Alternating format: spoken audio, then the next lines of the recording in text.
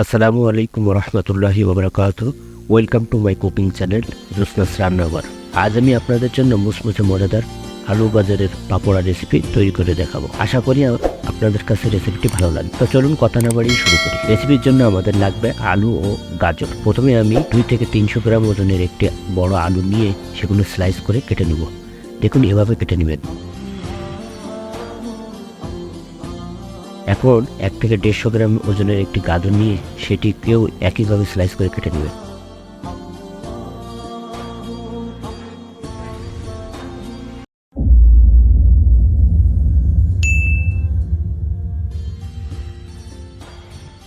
আলু এবং গাজরের স্লাইস করা অংশগুলো একটি প্যানে ফুটন্ত গরম পানিতে দিয়ে 2 থেকে 3 মিনিট ধরে সেদ্ধ করে নিব।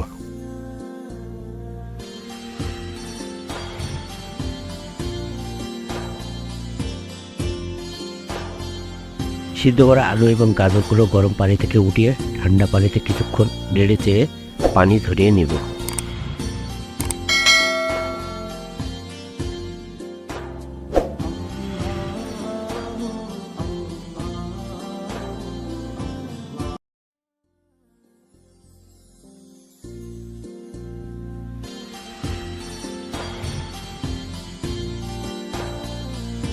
এখন আলু ও গাজরের টুকরোগুলো একটি ছুরির সাহায্যে কুচি কুচি করে কেটে নেব। দেখুন এভাবে কেটে নেবেন।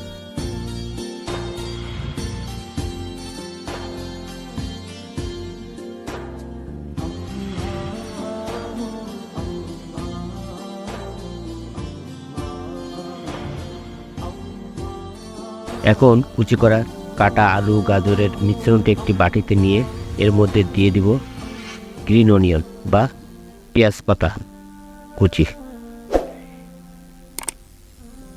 আপনারা পেঁয়াজ পাতা কুচি না পাইলে পেঁয়াজও ব্যবহার করতে পারেন।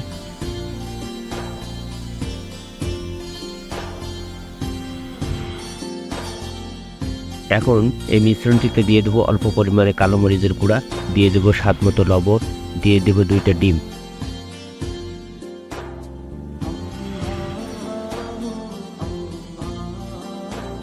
এখন কর্নস্টার্চ 3 টেবিল চামচ দিয়ে দিব এবং সাথে দিয়ে দেব 3 টেবিল চামচ আটা এবং মিশ্রণটি ভালোভাবে নেড়ে মেখে নেব। এভাবে সুন্দরভাবে মেখে নেবেন। আপনারা হাত দিয়েও মাখতে পারেন, আবার চামচ দিয়েও মাখতে পারেন।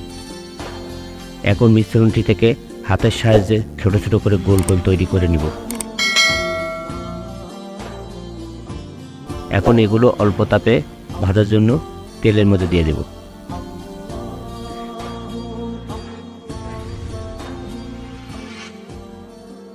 কাঠি বা খুন্তির সাহায্যে নেড়ে চেড়ে 10 মিনিট ধরে ভেজে নিলে তৈরি হয়ে যাবে আমাদের আজকের রেসিপি আলু গাজরের পাকোড়া।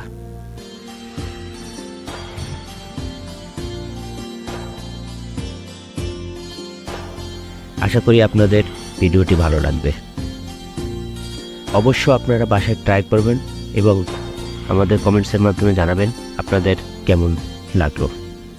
আশা করি ভিডিওটি ভালো লাগবে এবং আমাদের সাহায্য করার জন্য আমাদের চ্যানেলটি অবশ্যই সাবস্ক্রাইব করে রাখবেন এবং পাশে থাকা বেল আইকনটিতে ক্লিক দিয়ে দিবেন, যাতে পরবর্তীতে আপনারা নতুন কোনো রেসিপি দিলে আপনারা সাথে সাথে পেয়ে যান।